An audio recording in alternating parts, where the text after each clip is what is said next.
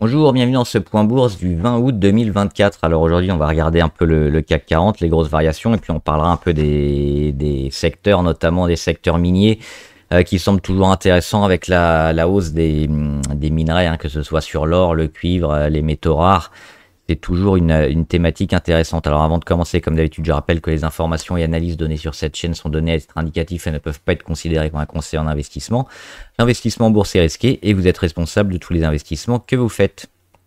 Alors petite baisse sur le CAC 40, hein, moins 0,2, mais on est toujours dans ce canal baissier, hein, c'est celui qu'on avait noté depuis un moment et sur lequel on était venu buter hier, notamment, hein, avec la petite mèche qui est quasiment sur le haut du canal, hein. On s'était arrêté ici sur la moyenne à 50, à quelques points seulement. Aujourd'hui, on mèche à peine au-dessus et puis on a ouvert dessus. On est allé un petit peu au-dessus et finalement on clôture en dessous. Donc on confirme pour l'instant le canal baissier, la continuation de la tendance et la zone à casser cette oblique rouge ici. C'est cette zone-là qu'il faudra casser pour stopper cette correction sur le CAC 40. Qu'est-ce qu'on peut espérer pour la casser? C'est évidemment les gros comme d'habitude, à savoir le luxe, LVMH, Hermès, L'Oréal et éventuellement Total, hein, avec le pétrole.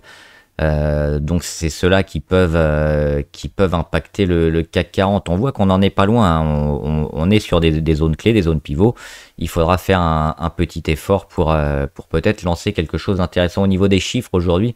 On a eu juste l'IPC, l'indice des prix à la consommation en Europe. Il est revenu comme attendu, c'est-à-dire 0,1 point au-dessus du mois précédent. On était à 2,5. On attendait 2,6 et on a eu 2,6. Donc petit rebond quand même sur l'inflation côté européen. Il faudra quand même ne pas que ça se rapproche des 3 si on veut avoir une continuation de la baisse des taux de la BCE notamment. On va regarder quelques valeurs. Hop. Pernod Ricard, c'est toujours trop tôt à mon sens, hein. On le voit. Alors, on est sur un niveau support intéressant. On est à 122 sur Pernod Ricard. C'est pas mal. On se rapproche de la rentrée, hein. On s'était dit qu'à la rentrée, sûrement tout ce qui est vin spiritueux qui avait subi un gros déstockage serait à nouveau intéressant. Donc c'est bientôt, c'est dans une quinzaine de jours. Potentiellement oui, mais je pense qu'il faut attendre la confirmation. Donc là, on voit qu'on a quand même un support qui est travaillé, qui pour l'instant est tenu, qu'il faudra casser. Et peut-être fin août, début septembre, tenter quelque chose sur Pernod Ricard, Rémy Cointreau ou autre, hein, mais ça peut être intéressant. Pour l'instant, ça me semble encore un tout petit peu trop tôt et il vaut mieux attendre que le support tienne et qu'on revienne au-dessus des 126, 127. Ce serait plutôt un signal intéressant, mais c'est à surveiller. Téléperformance, toujours intéressant selon moi. On est en phase de retournement sur Téléperformance. On tient à chaque fois cette oblique blanche, hein, sur les plus bas. Et on le voit dernièrement, à chaque fois c'est racheté, hein, quand on revient dessus. Alors pas de grosse tendance, pas de gros volume, pas de signaux très forts. C'est pour ça qu'on est un peu en attente sur Téléperformance. Mais il me semble qu'on est sur des niveaux assez bas et qui mériteraient d'aller un peu plus haut, hein, avec déjà ces plusieurs tentatives sur moyenne à 200, dont quelques-unes qui ont percé et qui ont noté des niveaux à 119 notamment, qui fait la véritable résistance pour l'instant sur Téléperformance. On attend quoi? On attend le gros boom, le gros gap, les gros volumes, mais toujours plutôt positif, hein. Alors si on regarde les indicateurs, c'est neutre, il y a pas grand chose, hein, niveau MACD, niveau RSI, mais les cours sont rachetés quand même de plus en plus haut et c'est ça qui est intéressant. C'est à chaque fois qu'on a des grosses consos comme ça, des retours ici, c'est racheté. Donc c'est plutôt intéressant quand même ce que nous met Téléperformance. Et puis Hermès, on en a parlé, le luxe qui va aider le CAC 40 à booster.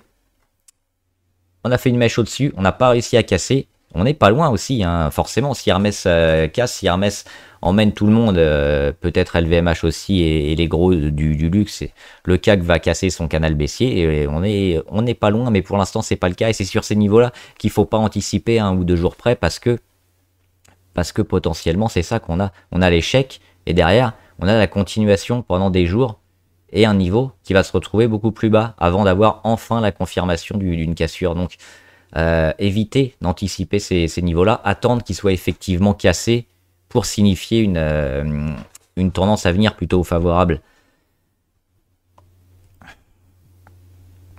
Et Renault, on en reparlera, je pense, prochainement, mais on est aussi plutôt intéressé par Renault. On va en reparler, je pense, cette semaine, hein. C'est assez intéressant aussi ce que fait Renault.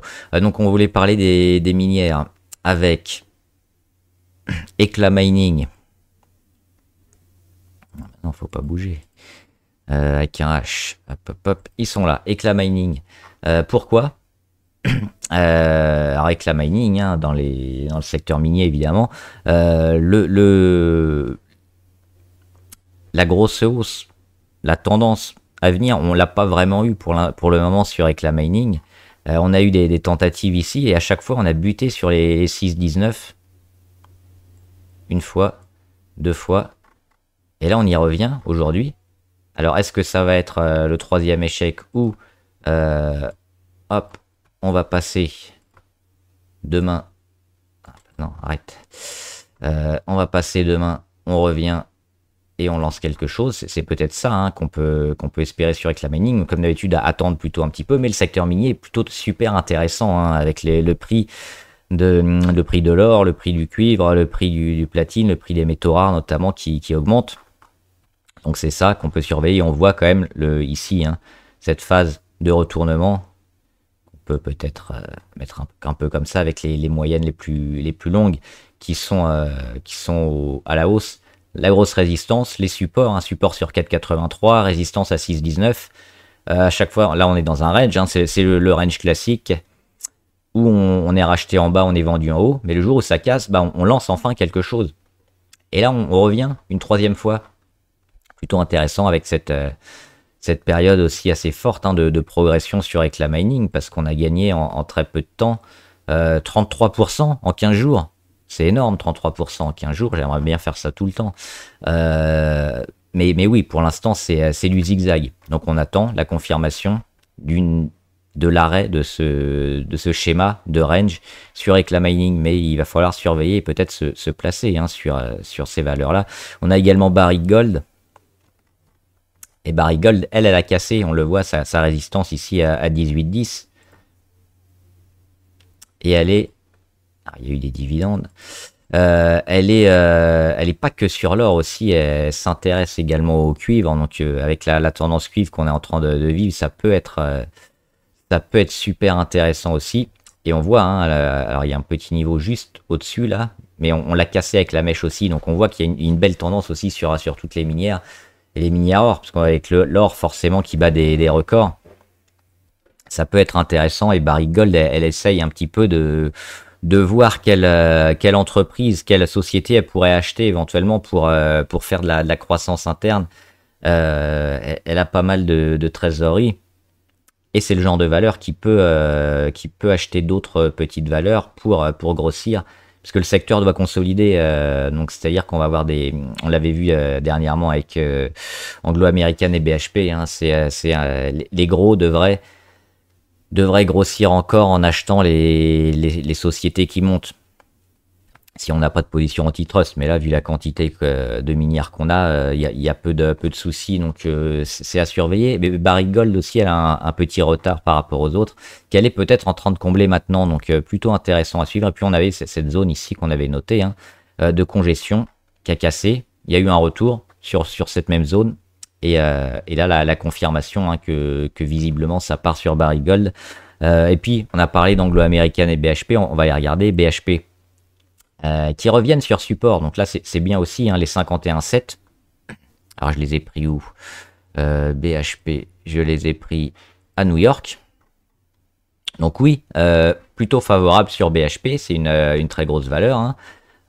Mais on n'a pas la dimension spéculative. C'est pas grave, mais c'est toujours intéressant aussi d'acheter comme ça sur des supports. Là, on est assez proche. Si on veut une valeur plutôt intéressante. Le souci, c'est qu'elle avait essayé d'acheter Anglo-American et elle avait été refusée. Donc, généralement, dans ces cas-là, elle va peut-être refaire une autre offre sur quelqu'un d'autre. Le petit souci qu'on peut avoir, c'est que pour acheter des sociétés comme ça, faire des offres, généralement on met le prix et si ça passe pas, on met un peu plus.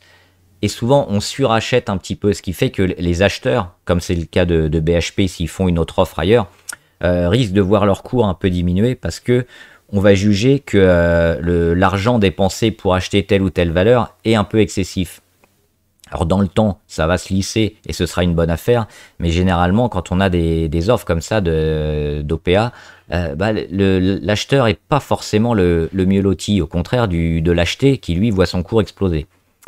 Et justement, alors on a l'acheté, c'était Anglo-American, qui est pas mal en cuivre aussi notamment, hein. C'était l'optique de BHP de devenir un des numéros 1 du cuivre en achetant Anglo-American. Et on voit alors, hop, donc on avait l'explosion ici avec la spéculation notamment, hein, de la vente qui s'est pas faite. Donc on a vu le cours finalement revenir sur les niveaux d'avant spéculation, sur la moyenne à 200. Donc tout ce qu'on a eu en plus sur la vente d'Anglo-American, enfin le rachat d'Anglo-American par BHP, c'est parti.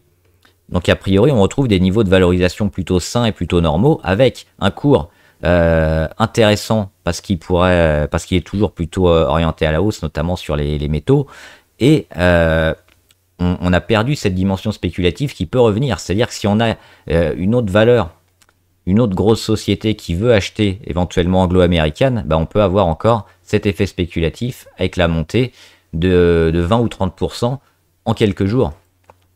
Et si on ne l'a pas, on reste sur des niveaux intéressants, sur une valeur qui est plutôt haussière ou en retournement, avec une tendance de fond qui va certainement être haussière pour les minières. Donc Anglo-American me semble plutôt super intéressante, parce qu'on revient ici sur des niveaux, et on va zoomer, mèche basse, racheté sur moyenne à 200 ici sur les 2140. Alors là je l'ai pris où? C'est en Angleterre. Donc oui, plutôt, mais il y a on peut la prendre également sûrement à Francfort, hein, en Allemagne, ou aux États-Unis. Les variations sont quasiment identiques, c'est pas trop gênant, c'est juste pour la monnaie. Quelle monnaie vous voulez avoir? Donc oui, Anglo-American me semble super intéressante, d'autant qu'on a ici une congestion qui est en train de se former et qui arrive a priori à son terme. On a les plus hauts de plus en plus bas, on a les plus bas rachetés sur support, et puis finalement la volatilité qui baisse un peu, donc plutôt favorable aussi. Juste pour voir Newmont, hein, Newmont qui a dépassé également. Moi j'ai vendu Newmont sur autour des 49, je crois. Hop, Newmont, je l'ai perdu. Il est là, toujours haussier, hein, sur Newmont. On avait cet objectif ici des 51 qui a été atteint, et on est pour le moment au-dessus, donc intéressant sur Newmont, pourquoi pas, pour conserver, hein, la ligne en moyen long terme. On a un beau retournement, on le voit ici, sur Newmont. Éventuellement racheter les corrections fortes qui peuvent arriver sur un marché de l'or, à moins que l'or se casse la gueule rapidement. Il y a peu de chance, mais bon, c'est toujours une possibilité. Les mouvements de repli qu'on peut avoir, hop, sur Newmont, peut-être ici, hein, environ. Donc dans quelques jours, peut-être là sur les 49,4 ou sur les 51 dans plusieurs semaines, ça peut être intéressant d'acheter. Et puis enfin, je voulais voir juste la confirmation, hein, de Ferrari, avec juste 2 R, j'en mets 3. Je vais y arriver. Ferrari Race. Hop, hein, on avait dit signal d'achat avec le gap, hein, haussier. On est haussier depuis, hein, à chaque fois on gagne. On gagne du pourcentage, on en est à... Hop, alors c'est pas énorme, mais on est à plus 0,7, mais tous les jours on est en progression, donc plutôt intéressant. Et ce gap qui a pas l'air de vouloir être comblé par le marché, donc toujours largement favorable sur Ferrari. Et même si on a une confirmation avec un cours qui va combler le gap, je pense qu'il faudra acheter Ferrari et rester sur Ferrari pour du moyen terme. Et on finit avec Pfizer. À surveiller Pfizer, parce que On a cette double zone là, un peu des 28,96 et des 29,46, hein, qui avait fait, on le voit, surtout les 29,46 échecs dernièrement, qui avait fini par lâcher, sur lequel on revient encore une fois, et cette petite séquence aussi avec, hop, ça, avec une sorte de congestion hein, du cours, on le voit dans le triangle, et le début de réaction. Alors là, c'est un peu tôt, mais on a potentiellement hein, le cours qui se retourne, les résistances qui ont déjà été passées, le rebond technique qui nous met un niveau ici, à 31,5, ça c'est le rebond technique intéressant, qui je pense le jour où il sera cassé, validera une grosse hausse de Pfizer. Et donc là on n'en est pas loin parce que on est dans la dernière étape, à savoir la sortie de congestion, avec un cours, on le voit qui est ici sur les 29, ce qu'on attend, c'est qu'il casse les 29,46, qu'il casse la congestion et qu'il aille chercher la résistance. Et c'est ça qui va confirmer un peu la tendance long terme de Pfizer vers une grosse poussée. Donc oui, une valeur à suivre intéressante dans le secteur de la santé. On en a parlé de pas mal. En voilà une autre qui peut être intéressante à acheter. Et enfin, dans les valeurs abonnées, j'avais juste Ubisoft. Il faut attendre Ubisoft un retour sur les 18,6 je pense. C'était le... Oh là, c'était très loin. C'était le plus bas de 2016. Ça remonte très loin. Et on voit que ça avait fait une petite réaction ici en 2023. On l'avait tenu en 2024. Et qu'on l'a cassé ici très récemment. Donc pour le moment... C'est quand même un support qui est super long, qui vient d'être cassé, donc il nous met quand même dans une dynamique et une tendance super négative tant qu'on reste en dessous. Donc moi j'éviterais de prendre des risques, mais le jour où on revient dessus, oui, à voir si on arrive à accumuler un peu, s'il y a quelques volumes. Je l'ai dit, hein, c'est une valeur auquel je crois et je pense qu'elle est un peu trop décotée sur ces niveaux-là. Il y a pas mal de jeux qui vont sortir sur Ubisoft. Je crois qu'il y a un jeu Star Wars, c'est Star Wars Outlaw.